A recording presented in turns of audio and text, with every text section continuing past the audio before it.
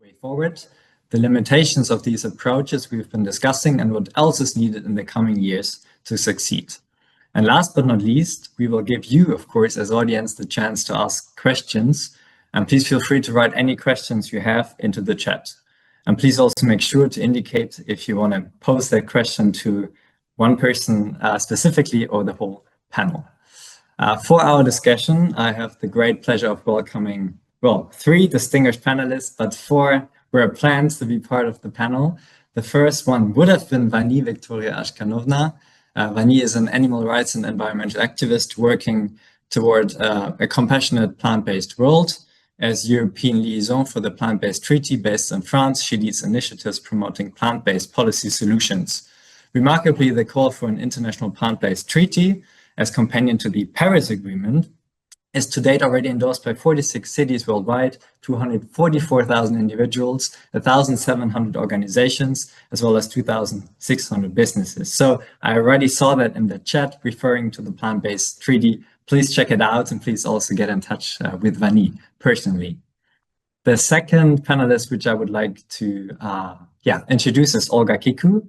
Olga is the director of the nonprofit and Animal Advocacy and Food Transition, based in Greece and also Brussels. She holds a Ph.D. from the University of Massachusetts and has extensive experience in civil society, advocacy, and citizen participation. If you work in Brussels on food policies, as I do, there's no way, luckily, around Olga's policy making here. The third panelist, which I would like to introduce, is Charlotte Linnebank. Charlotte is co-founder and executive director of the Question Mark Foundation, a nonprofit think tank based in Amsterdam. Since 2012, she has led efforts to increase transparency in food production, aiming to create a healthier and more sustainable and also fairer food system. One example for this is Question Mark's famous Super List that benchmarks retailers on their environmental, social, and health performance, and is rolled out in more and more EU countries as we speak. And I think we'll be hearing more about this in your intervention. And the fourth and last panelist is Ignacia Uribe. Ignacia is the founder and CEO of Fundación Veg and runs the Vegan B Label in Latin America. She's also the author of the book How to Be Vegan Today, but then in Spanish, and the creator of the Todo Vegan app. Based in Santiago, Chile, joining us from far away, she enables citizens to make more sustainable choices, being convinced that anyone can consume more sustainably with the right information. Welcome to you all. When preparing for this panel, one experience came to my mind immediately, and that was March this year, because in March I had the honor to visit the exhibition Factory Farming, Unveiling the Hidden Costs in the European Parliament, co-organized by the European Institute for Animal Law and Policy, with great leadership of Olga at the time, and the European Environmental Bureau. With these ambitions still fresh in mind, I would like to ask all of my panel, what are for you the most shocking examples of hidden costs in our food system? And as we are unfortunately lacking one participant in our panel, you have a bit more time to elaborate that point, roughly 3 minutes. Olga, would you like to start?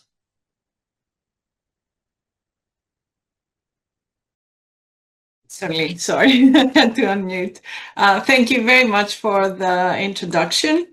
Well, for me, the most shocking hidden costs of our food system, since we actually are at the European Vegan Summit, are the immense suffering of animals and also the wider so-called negative externalities that come with cheap products.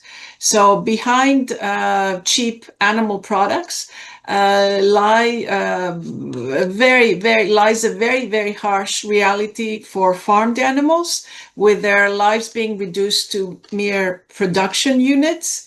But also there's a lot of damage that has been done already to the environment, via deforestation, for example, and water pollution and biodiversity loss and all these externalities. And we shouldn't forget that there's a human side also. those workers, many of them migrants, a lot of them coming from a very lower, let's say, socioeconomic background, and facing low pay and having very, very limited protections in general. So these hidden costs, I think, if we look at the big picture of these costs, is basically what lies behind them is the embedded violence that we find in every stage of this system. So it is violence against animals, against the environment, and against people who are more vulnerable. So what shocks me the most is the fact that this is in a way normalized. Our society accepts this violence for the sake of affordability or convenience. And that acceptance, in a way, shapes our culture by teaching us to look away from suffering and destruction. And in condoning this violence, we reinforce and we perpetuate this system that we ought to be questioning first and rejecting, of course. So in a way, it makes it more difficult for us to imagine a better alternative, because we're so much into this system, which is basically has this embedded violence in it. Thank you so much, Olga, for this starting point to our discussion. With that, I would like to pass it over to Ignacia.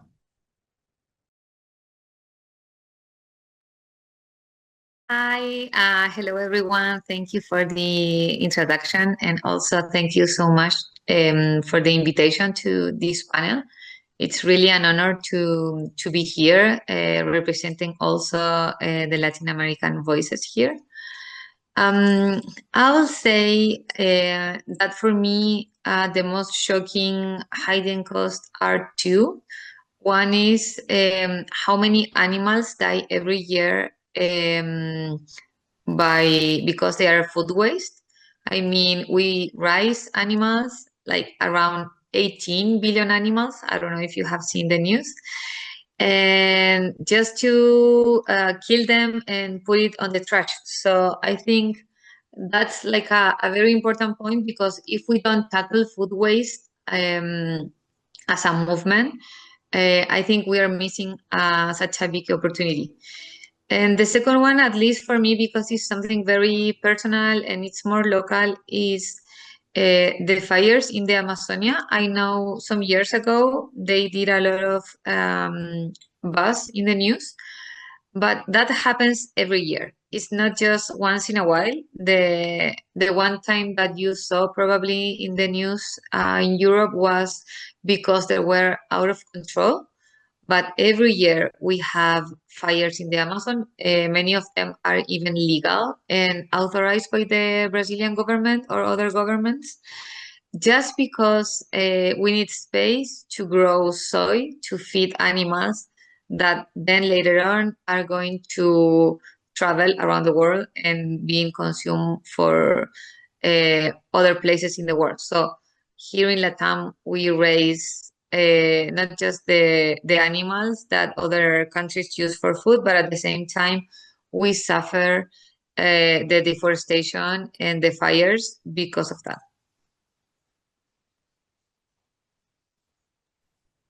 Thank you so much for that, and also bringing in the global justice perspective.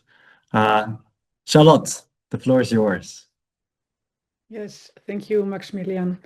And thank you for inviting me to this panel. And well, it's not the most, it's not a question that makes you happy and listening to all these stories, but I'll just add one personal note to it, because I think lots of what has been mentioned is, well, are indeed the hidden costs of our food system. So, of course, for me as well, what really drives me are as well also the billions of animals that live in factory farms and are enduring lives of suffering, and the rainforests being cut for soy and eventually for cheap meat to be produced, cheap meat and dairy. But also the desertification. So rivers are being drained, valleys left dry, so that we can eat beef, but also almonds, avocados, other types of food that contribute to that. And also the trend, the use of fertilizers and pesticides that are polluting our ecosystem, creating lifeless dead zones and making insects disappear and even making people sick. But for me personally, the most shocking thing when I thought about all of this is the double standard that we live in here, especially in Western countries, because in our own countries, we would never allow our pets to be treated like the way animals are treated in factory farms. We would never allow for the forests here in Western Europe to burn, or let alone to be cut down for agricultural as they are in the Amazon. We don't allow our babies to eat food that's treated with pesticides, etc. But we do allow it for when it's for grown-ups, which is a strange contradiction. So we don't really trust it, but I think, well, so most of these harms that are caused by the food system happen far from home, or in a place where we don't see it, at least. And we look away from it, and we, at the same time, continue to benefit from the fact that the food prices that we pay are actually too low. And this is something that actually, it bothers me every day. And so, yeah, that's one of my personal frustrations that I feel every day when I'm doing groceries for myself. I think, why are we paying these low prices and not paying a normal price? And yeah, that's what drives me in my work as well. Thank you so much, Charlotte, and everyone else. I can very much, refer to that feeling of reflection, but of also a bit kind of a hopeless feeling sometimes. And it's all the more inspiring to have all of you together today, because while, of course, we have so many hidden costs, while we have these double standards, while we have such great injustice regarding the relationship between the global North and the global South, the question is, of course, how do we actually get better? How do we become better? And how do we act better? As citizens, as companies, as policymakers, as society and economy. And essentially, how do we convince, guide, or consult those can drive sustainable change right now? And as we will see, our panelists will bring different perspectives and approaches to the table that also tackle different levers of change, where to start. And with that, I would like to turn to Ignacia. I did my preparation, of course, for the panel, and I read one article that was written about you that basically, also reflected your conviction that everyone can have a healthy and more sustainable lifestyle once the right information has been provided. And also thinking about myself going to the supermarket every single day, the question is, what role do I personally, but also what do consumers in general, what role do they play in pushing back these hidden costs that we've been exposing?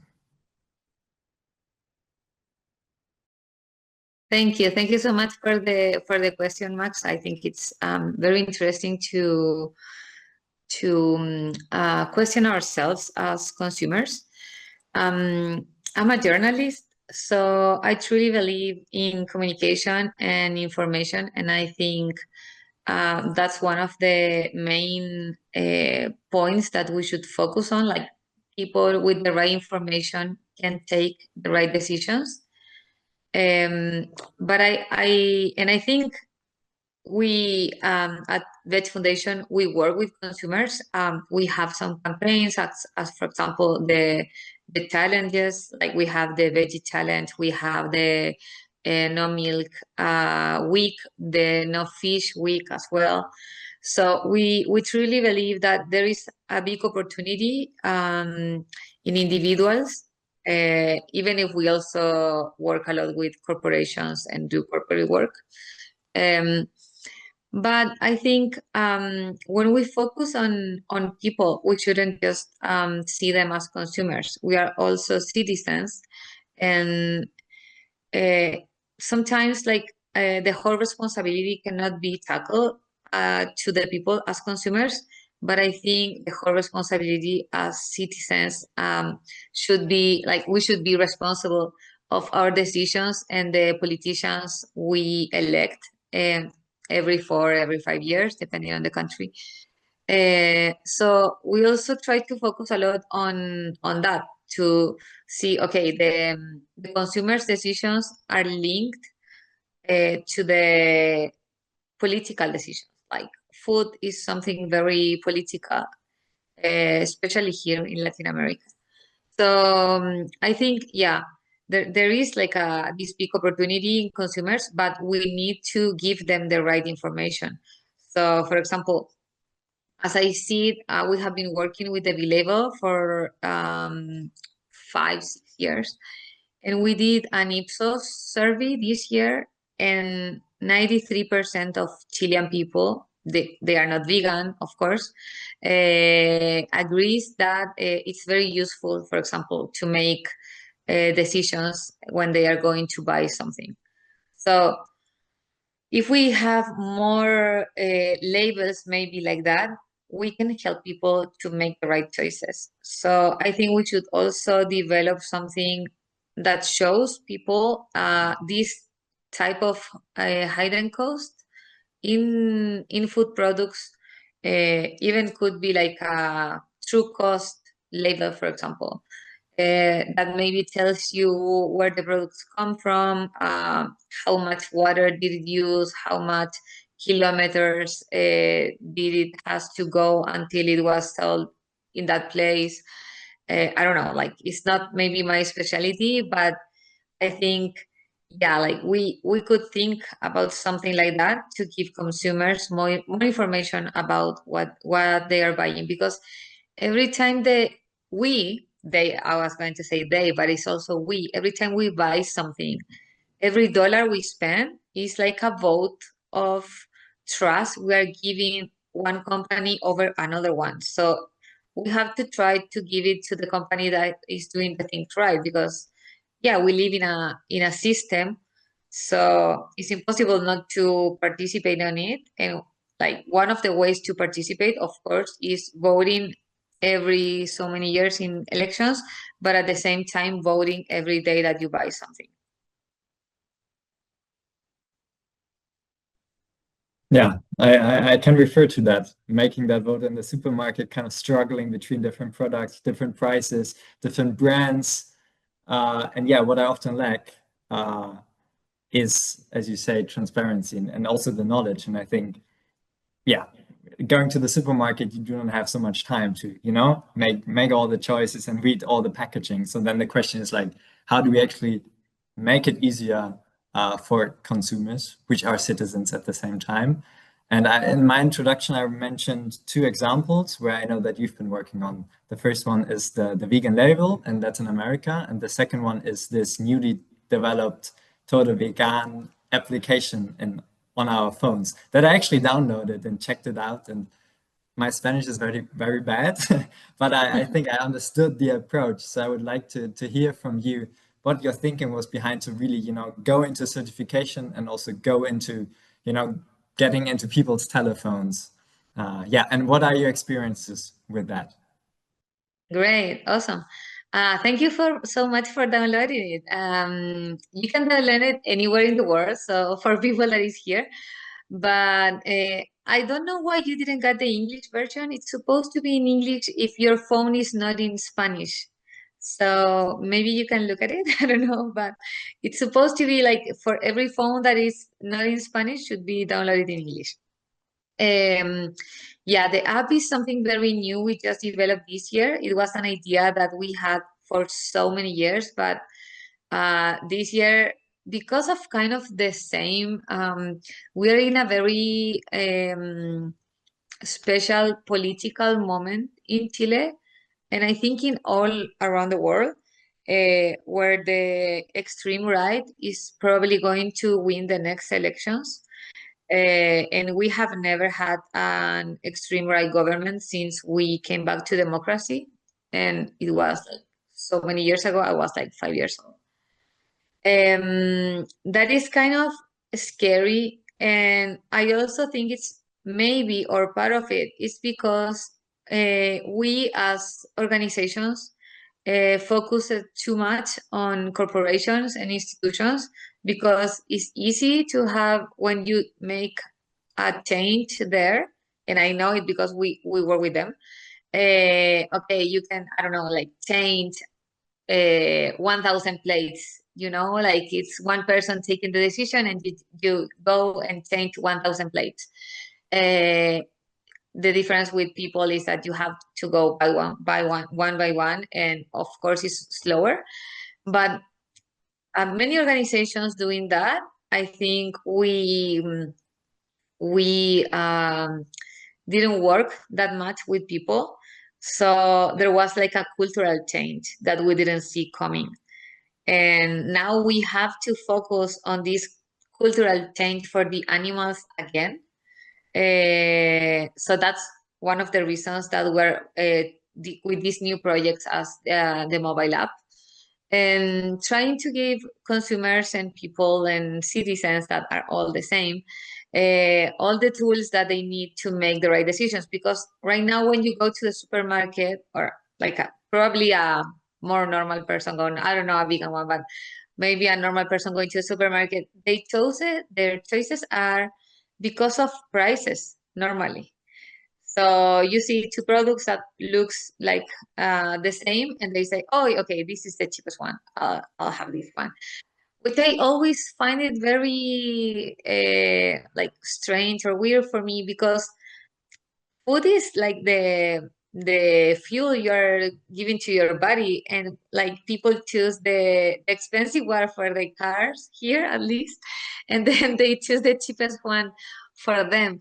So yes, I think we should give more information to consumer so they can make the right choices. We also have here in Chile, we have a project that then spread all in all Latin America, that are labels from the government that says high in sugar, high in calories, high in fat. I don't think they are the best labels, because something like, I don't know, because it's just like in a mathematical formula. So for example, I don't know, like peanut butter can be labeled as high in calories, even if they are good calories.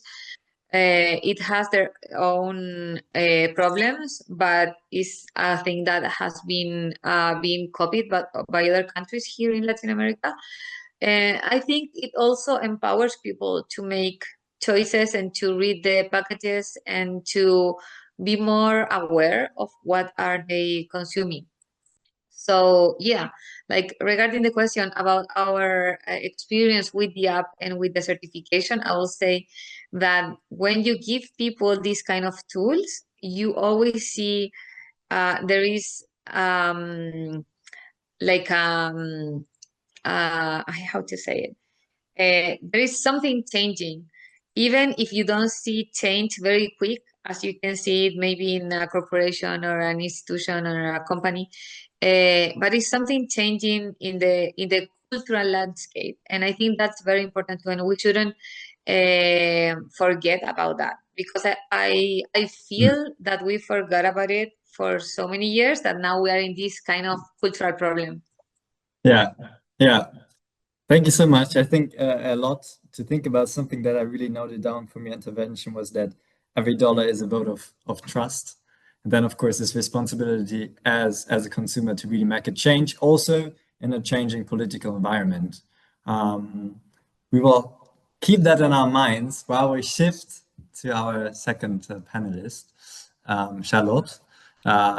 Foodwise, as you know, at least our EU team is based in the Netherlands, and that's why I also know the influence of the Question Mark Foundation, and the influence that you have gained for driving change in the retail sector, and also the unique position that you have chosen to engage with these companies and facilitate that change. My question to you, Charlotte, therefore is, how can supply chain transparency empower consumers to make more informed choices, or do you actually disagree with this notion? And what tools do you use in your work to really bring change to the shelves of supermarkets? Yes, thank you, Maximilian, and also Ignacia, thank you. I would really like to, in my answer, respond also to the plea that Ignacia is holding for bringing more information to consumers and citizens, and everybody is equal in that respect. I agree. I think it's an important thing to do, and I don't want to plea for stop doing that, for stopping to bring more information to people, to citizens, and to stimulate cultural change. I think that's a very important thing that we need to keep on doing. But at the same time, I think it's a dangerous thing to keep on repeating that it's citizens or consumers or people, individuals, that hold the responsibility and that are voting with every dollar that they spend and holding a responsibility for what they buy, because of several reasons. First of all, I think with the information that you can give people, even if they want to make better choices, you don't always have time, money, or headspace to use the information once you have it to buy better products and to scrutinize labels on food products, etc. And even if you and even worse, I think the food environment that people are buying products in currently is shaped in such a way that we are constantly being tempted and geared and nudged in directions that we don't want to go, and that even having the right information is not enough to resist the temptation that is being brought to you from the marketing, from retailers and A-brands.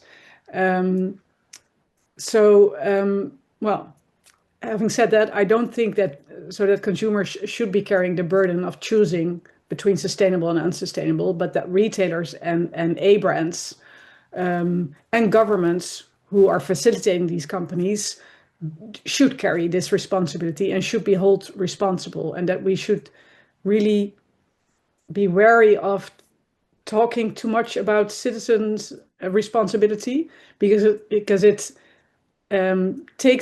shifts away the blame, and it helps companies to escape from the responsibility that they are holding to use the power that they have to help their customers making better choices. And this power is very asymmetrical. As I said, the marketing power of A-brands and customers is, well, as you probably know, being executed through the products they sell in their assortments, the pricing of products, the promotions that they do for products, and the placements, so the design of shops, are all geared to influence consumers, the customers of these companies, to buy certain products. And at this point, it's not healthy and sustainable products.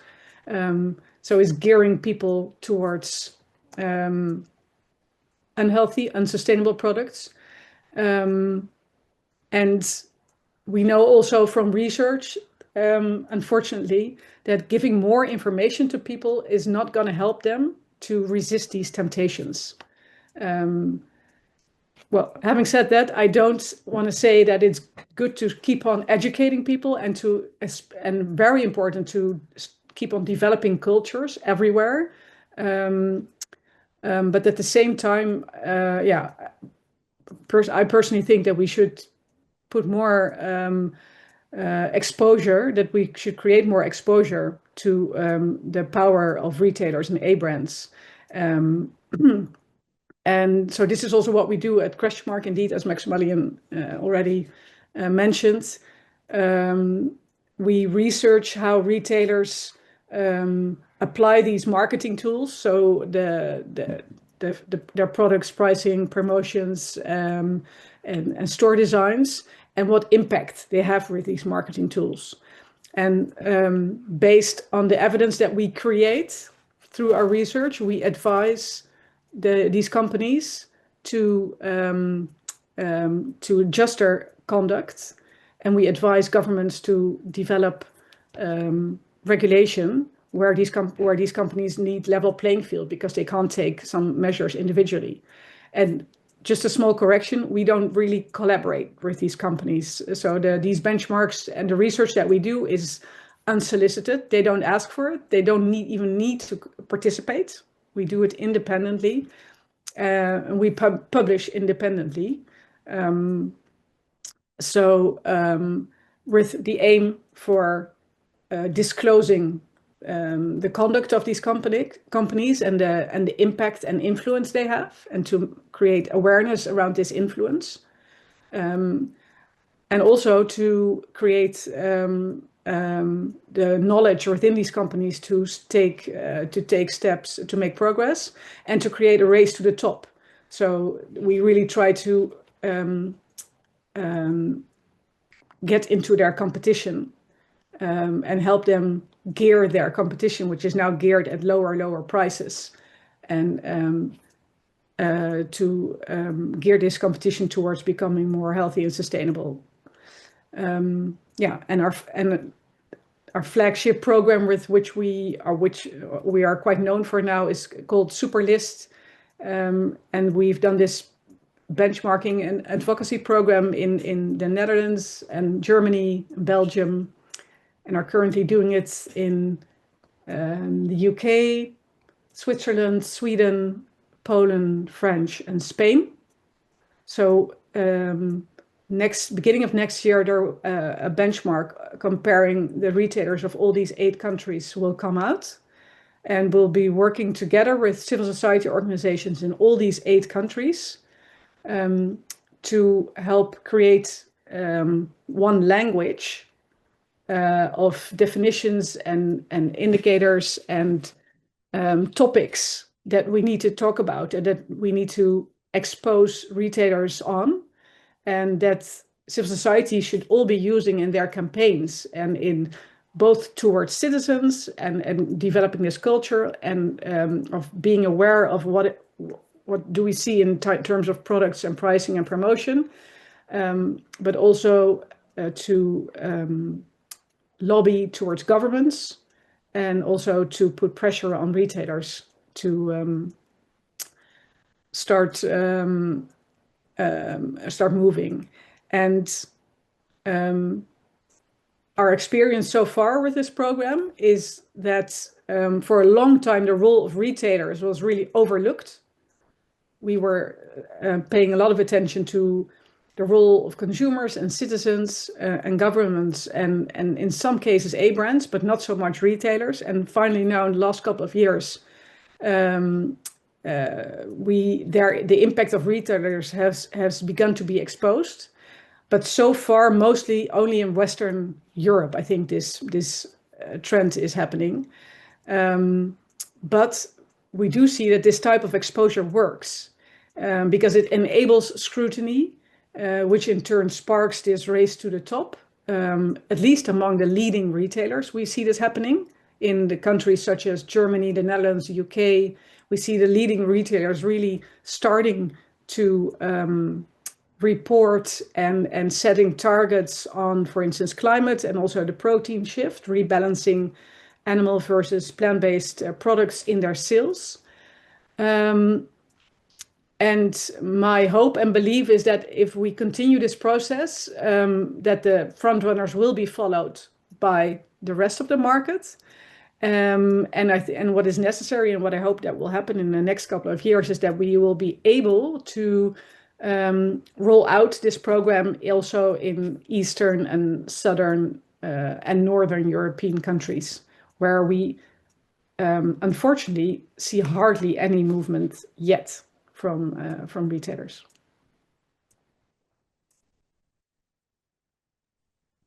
Thank you so much, Charlotte, for this very great insight into the work that you've been doing for now 12 years. And I think for at least one part of the retailer assortment, we can say that it's no longer a niche to talk about them and to scrutinize them and to keep them and push them. And I think a great sign for this is, of course, also our panel today actually discussing that and discussing together what the best mix of different options and different levels is that we need to tackle. As it has become clear, of course, it's not only about achieving change in our food system, but it's the way that we achieve it. And that's, focuses for me on 2 points. And the first one is, of course, who we are targeting, who we find powerful, who needs to be moved and convinced to make that change happen. But the second aspect is, of course, in getting there, who do we need to involve? Which stakeholders, which groups, which coalitions need to be involved to actually ensure that we do not only have change, but we have the change that we desire. So turning to Olga, I know, of course, your extensive experience at national level, at European level, engaging with so many policymakers and scrutinizing them on a daily basis. My question, therefore, is how do we actually increase the inclusivity and equity in these decision-making processes? And how do we transform our food system in a way that people feel heard and feel that their voices are being actually included in these processes? Yes, thank you, Maximilian. I'm afraid it's not an easy answer. It's this is what we have been striving for many years. When we talk about inclusivity, we actually mean participation. We mean that people need to be able to be in a position to participate in these processes where decisions are made about their future and about the way their life moves on. So it's, in a way, it's ensuring that citizens will have a seat at the table, that their belief system is actually reflected in the discussions and the conversations that take place up high at the highest political levels. The truth is that while, I mean, we have seen in Brussels, if anybody who works in Brussels can see that on a daily basis. So while citizens may get a seat at the table, their seat in a way is lower than others, than the seats of others. We need to ensure that citizens will be in a position to be heard and to shape the policies that affect their lives. So far, they don't necessarily get equal treatment, and we know in this decision-making process, and we know the roles of the role of big lobbies and the role of vested interests and all those representing vested interests and what kind of access they have. The European Commission recently opened a call for evidence on a civil society strategy, which actually just ended a few days ago.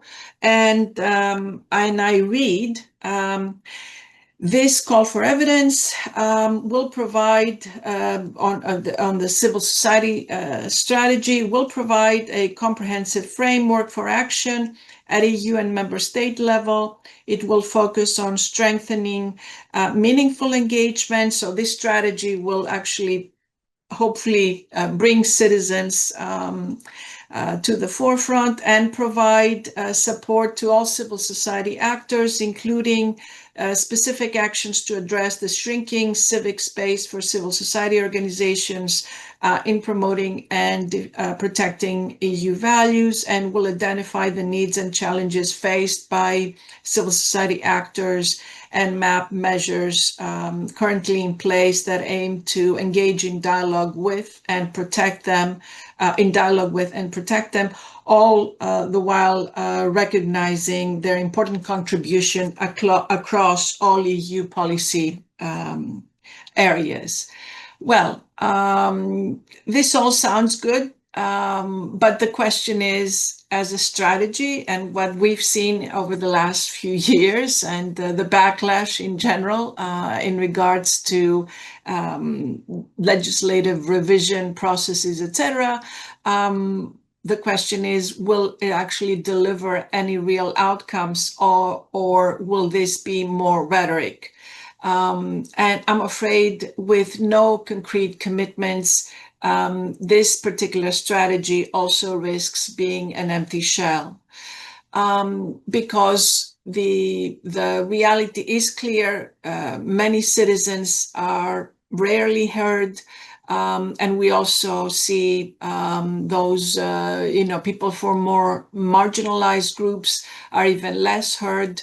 They are often treated as passive recipients of policy, not in a position to shape policies themselves, shape the policies that affect their lives.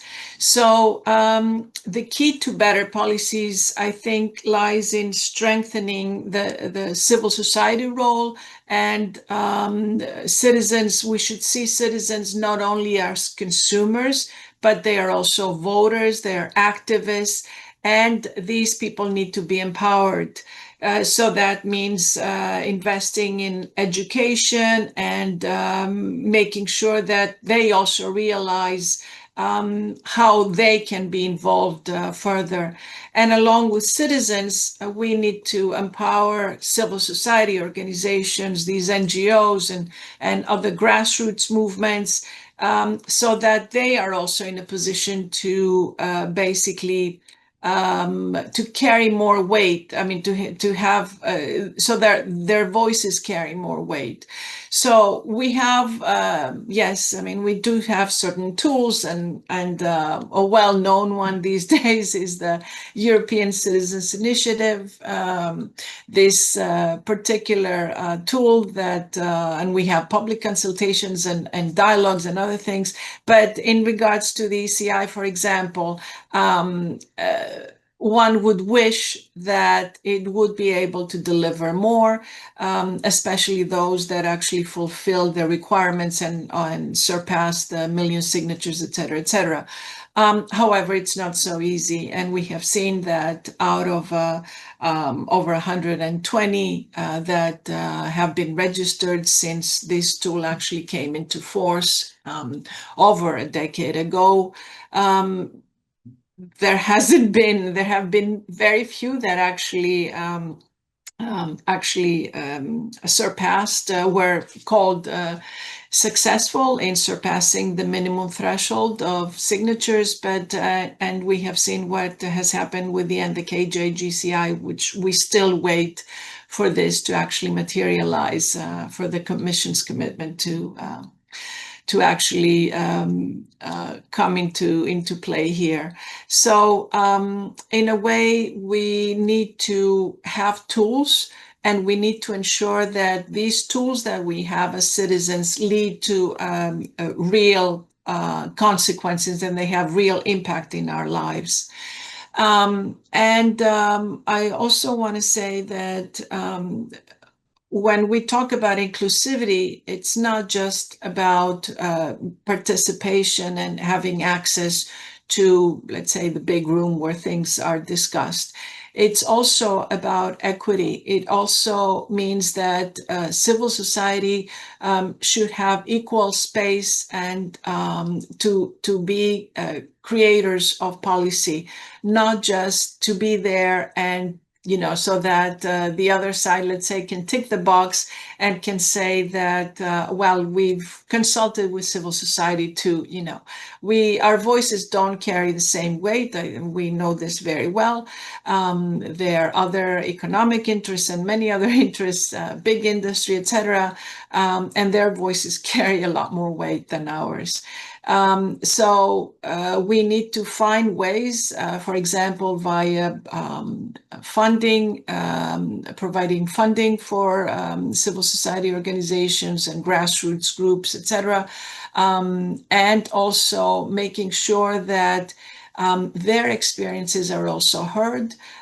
So it's not just those so-called scientific bodies that, in a way, are being heard, but also the concerns and the values of citizens that also come into play.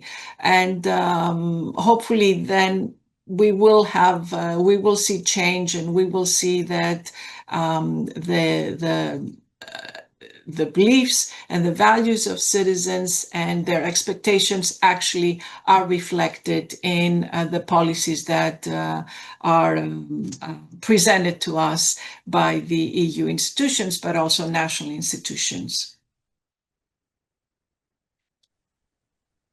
Thank you so much, Olga. I'm being mindful of time, but I have just a very tiny question, because I know that you're leading an effort for a new European action plan for plant-based foods. And of course, if we want to really have a shift, towards a more sustainable food system, this is such a key driver. So I wonder, what are your experiences when it comes to in integrating these voices that you've been mentioning, these powerful voices, into the European policymaking, also in the current rather difficult political environment? What is, maybe in a very brief answer, from like the last few months of your efforts, what are first experiences that you can share?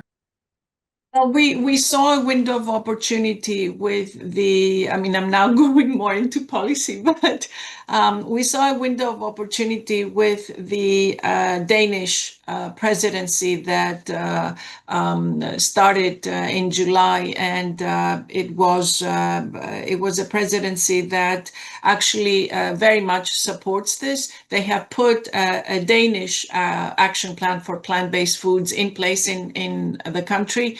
And now they are quite strong proponents of an EU action plan. So in a way, we're quite encouraged by this. And what we will try to do as a group of diverse actors coming from the food space, but also animal welfare, environment, and others, we will try to find such entry points during this term to make sure that what Denmark presented will be carried over to the next presidencies, but also will be embraced by the Parliament and the Commission.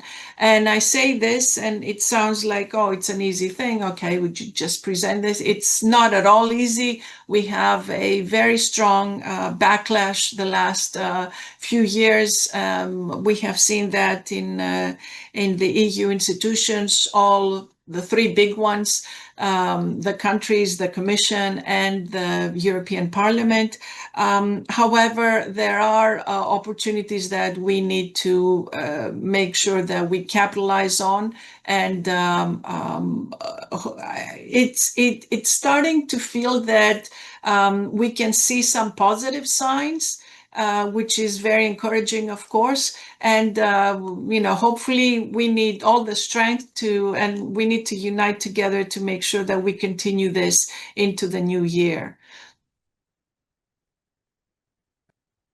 Thank you so much, Olga. Very insightful. And I think we're all looking forward to seeing what comes out of it in the next few months. And thank you all to all of our panelists for sharing all these insights and learnings with us.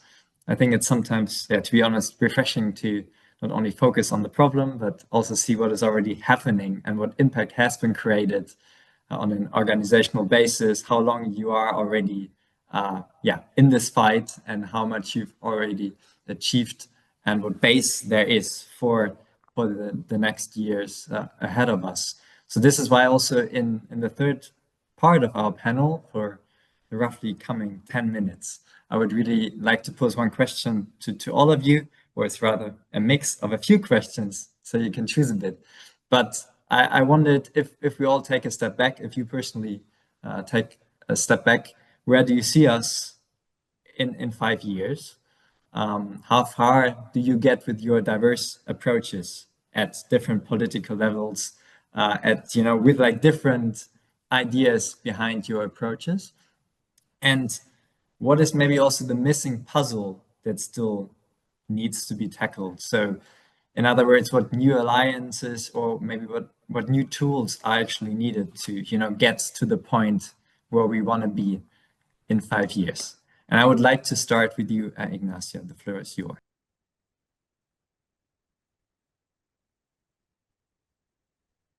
Thank you, Max. I think I am kind of an optimist, and I hope in 5 years we should be discussing other type of things, and and that this issue is more or less solved. Of course, not completely, but at least some part of them. I hope that we can see change in all levels, political, with more bills being approved to have better conditions for animals, but at the same time to boost alternative proteins and different kind of products that should be on shelves to make retailers also accountable for what they are selling and giving more choices to people. I also hope that we have more commitments from the companies and institutions and retailers going more plant-based, at least, if not 50%, at least, I don't know, like 25-30% plant-based. We now are working with some commitments of 50%, and it has been working well with some institutions in the government, but at the same time, it's harder for the private companies. And in the consumer side, I hope we have, because we saw like very grow in the sales of plant-based products around 2020 and 2022, but I think now it's more like stabilized, and I hope we can find new products that are making those sales grow again. Yes, and in the other part of your question about like what we need to see all these, I think we need to work together, of course, as organizations, and see that we are in a global system where like your food could come from other side of the world. So we should try to work more together to find solutions and not just like local solutions like we're doing right now. I feel more global solutions because the system is global. So yes, exactly. Yeah. For example, we have been collaborating with, we did it like 2 years ago with a Eurogroup for Animals when they did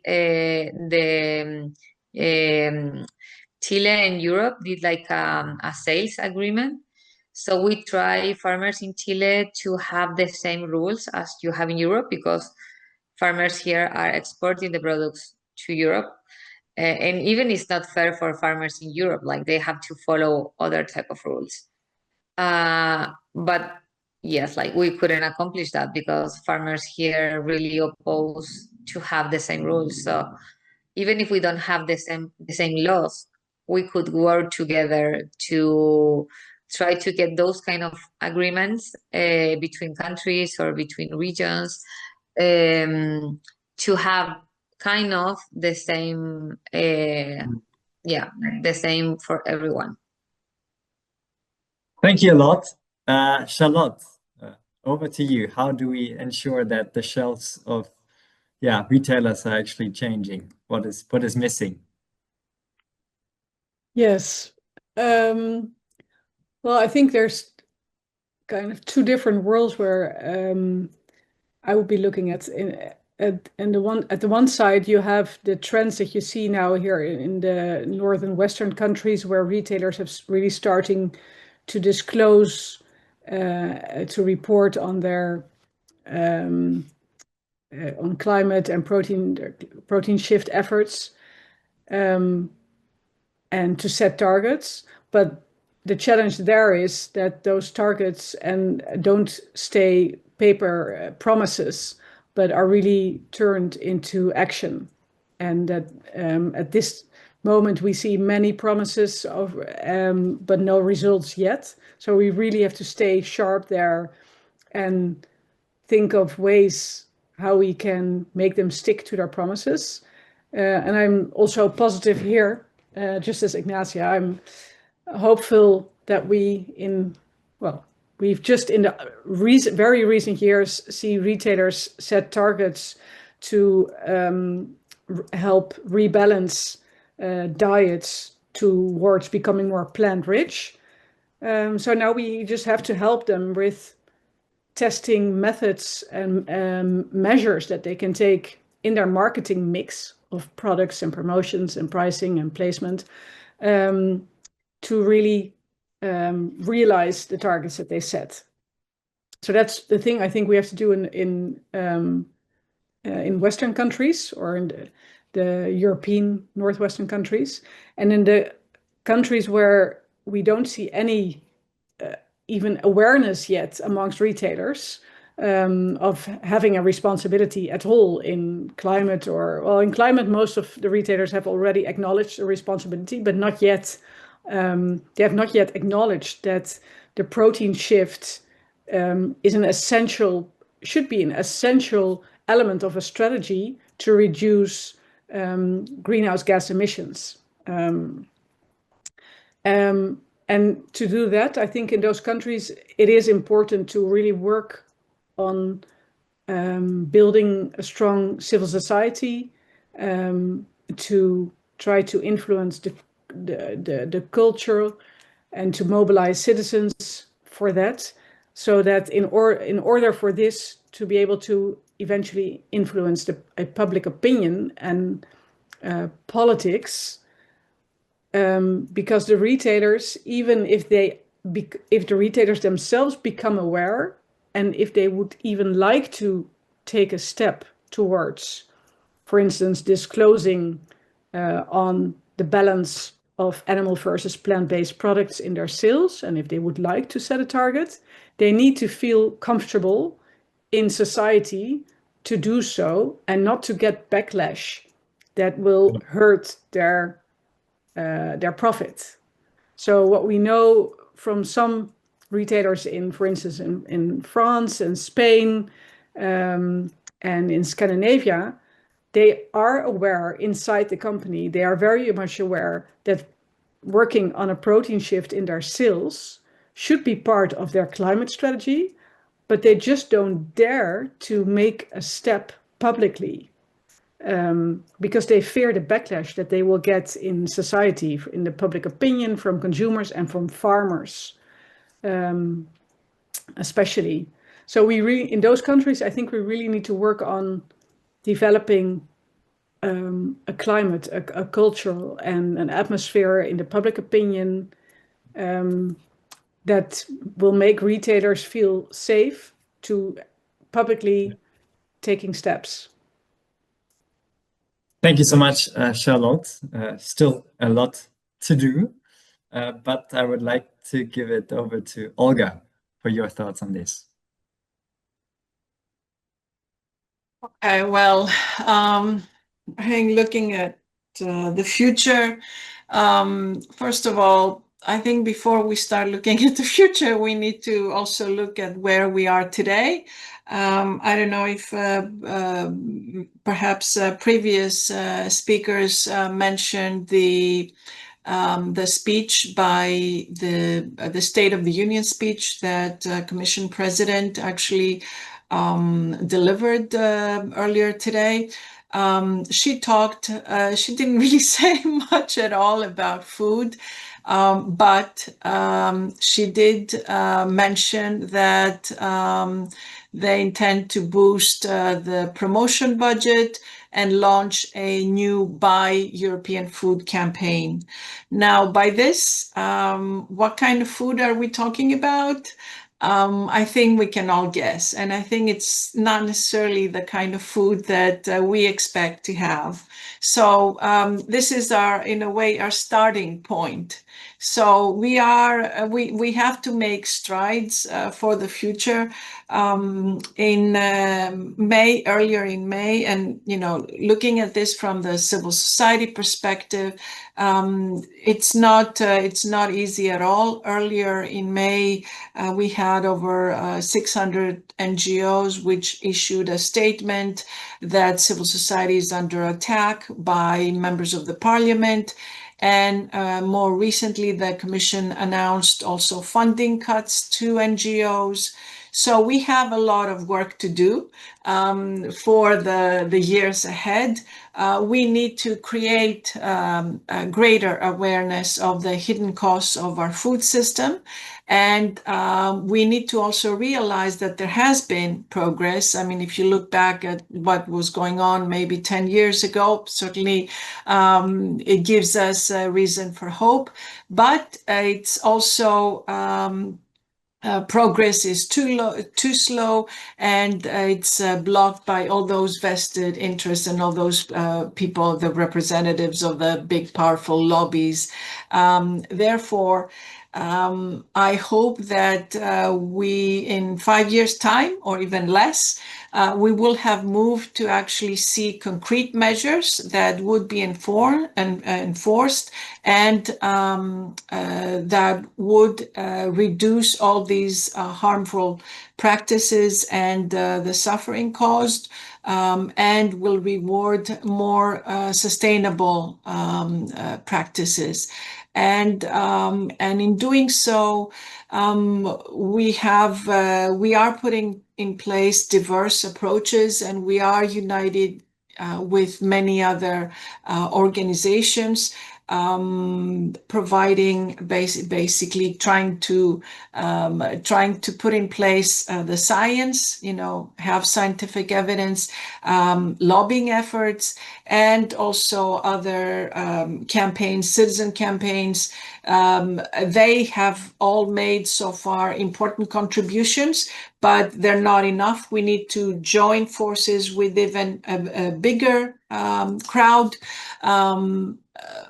Just to mention that maybe I should put my pitch there. There is a new European Citizens Initiative, Good Food for All. Again, looking at the food system, calling for a reform of the existing system, trying to bring everybody together, bring small farmers, bring environmentalists and animal advocacy people and health people and lots of others, to try to push the Commission in the right direction.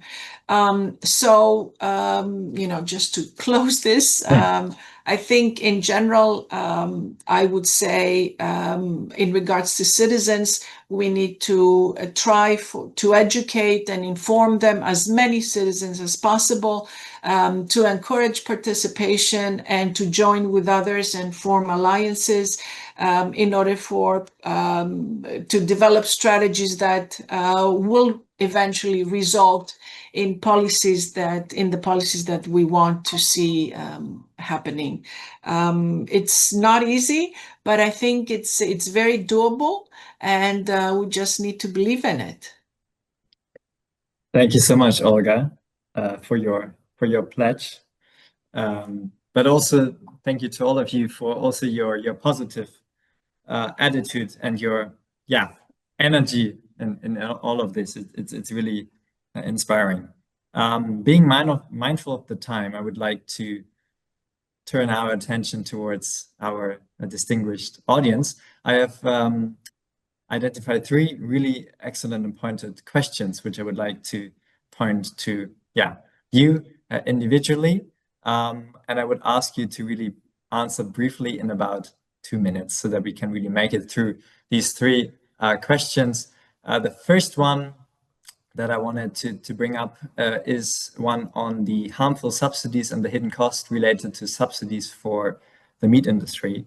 And of course, this, is a big topic, and I would especially look at Ignacia, bringing in the Latin American experience with all the consequences that you see there already now.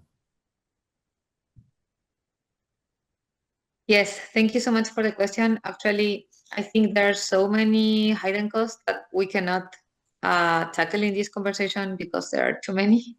And that's one of them.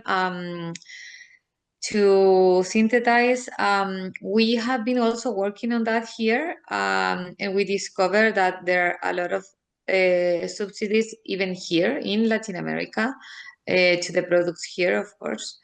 And when we approach the government saying, how are you giving subsidies to these kind of companies that at the same time that you are working, for example, for climate change, it doesn't make any sense. The responses that we usually get back is that there are no projects a part of them, that they open this and like the application process could be for any type of food, for example, but the meat industry usually takes them all. So I think it's also important to try to help more startups and new companies about alternative proteins to get to that funding, because usually those grants or fundings are not special, at least here, for animal products. They are, for example, for, I don't know, like food products in general. And then it comes the meat industry and take them because no one else is taking them. So we have to try to help other type of companies to apply to this kind of funding and get them. That's why, I think that's one of the strategies that we can follow about that. Thank you so much, Ignacia. The second question, which I identified, I wanted to pose to you, Charlotte, because the question is, can we treat all externalities in the way that greenhouse gases are treated or analyzed? And there, of course, I'm also looking at your methodology and about shedding light on different perspectives in your super list and in your approach.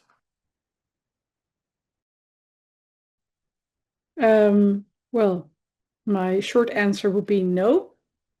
I'm thinking there are some externalities that that indeed can be measured very well, and that you can develop really concrete indicators on to hold supermarkets, retailers, and producers responsible for their actions in their scope of influence.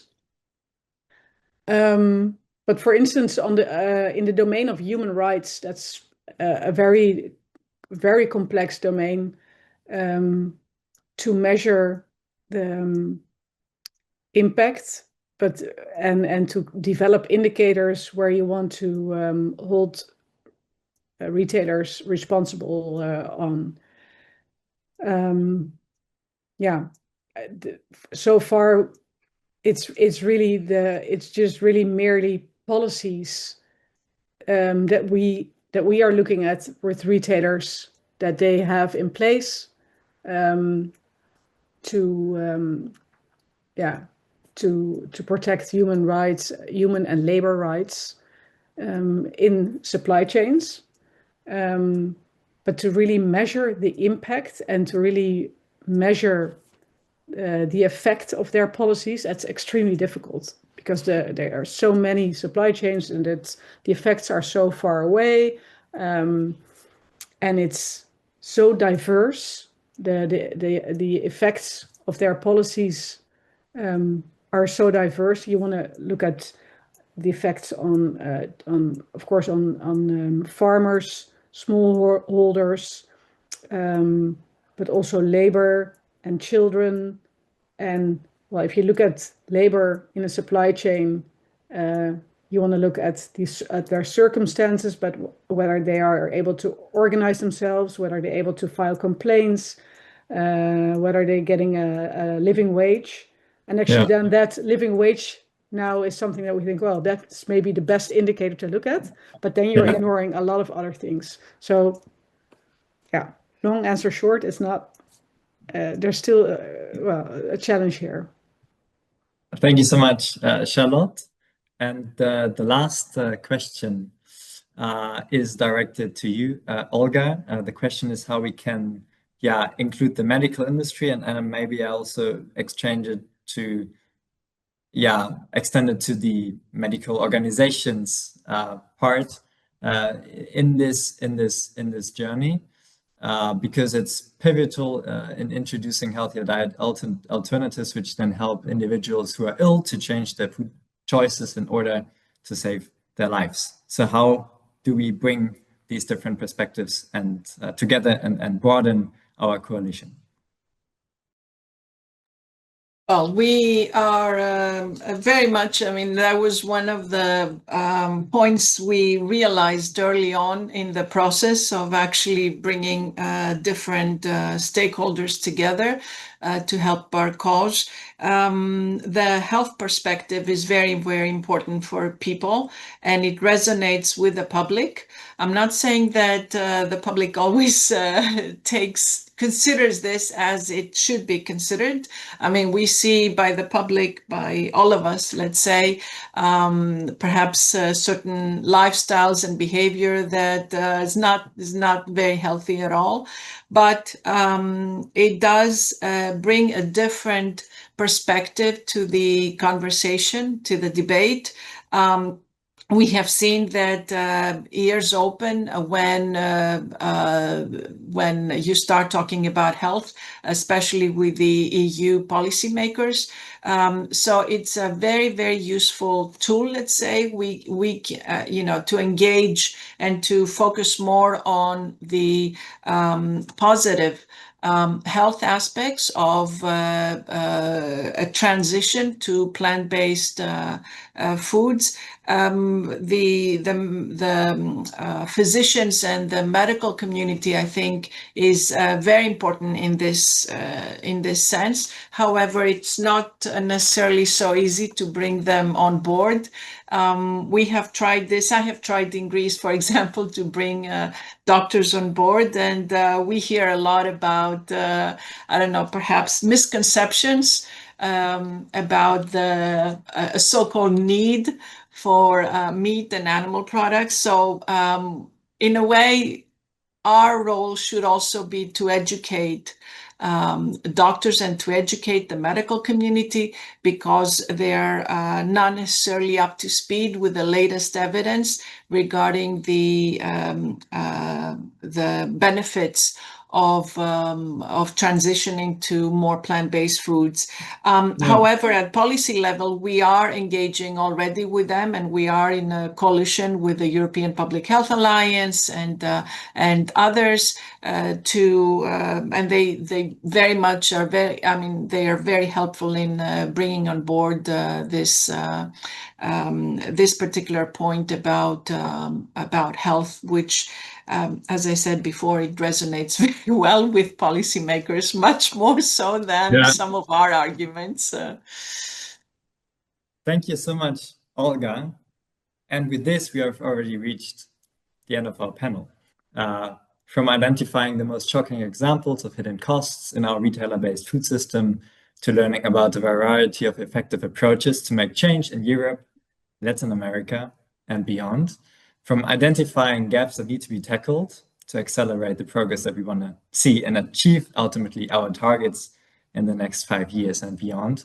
2 pointed questions from the audience. It has been quite a ride.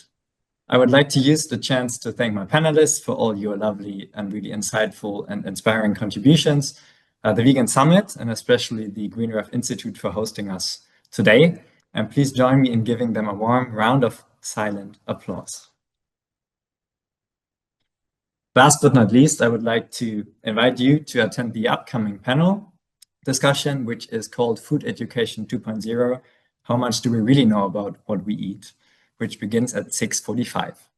And with that, I wish you a good rest of the day and a lovely evening. Bye-bye.